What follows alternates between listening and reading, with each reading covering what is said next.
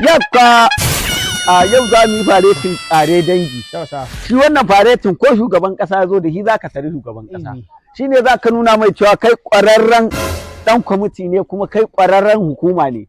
Yawwa saboda haka shi ka san yadda muke yin shi tun wancan satin da na nuna muku. Yawwa sanda ai.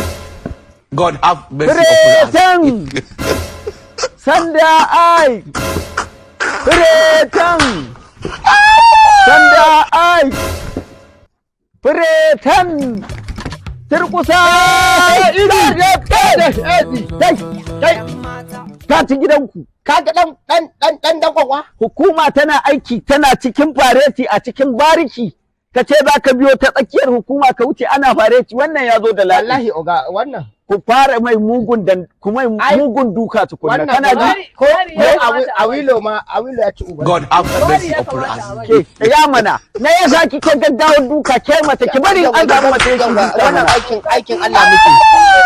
Tare su kulfis kai. Ciki uku ba sai kai baka ga inda ka zo ba tare su kulfis.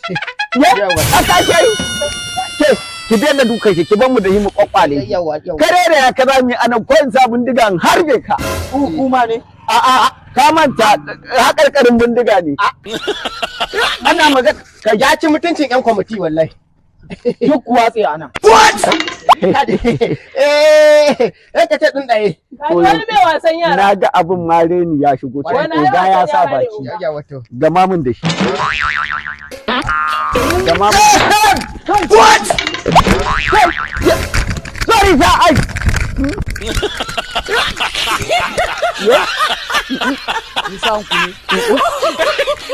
Wa baka wannan kayan? Waye baka wannan kayan? wallahi tsunto su ne a bola Kamar bolan. An ce kai dan iska ne. What? Na sake ganin ku a nan layin kowa he na mar aiki. Da kore. wayo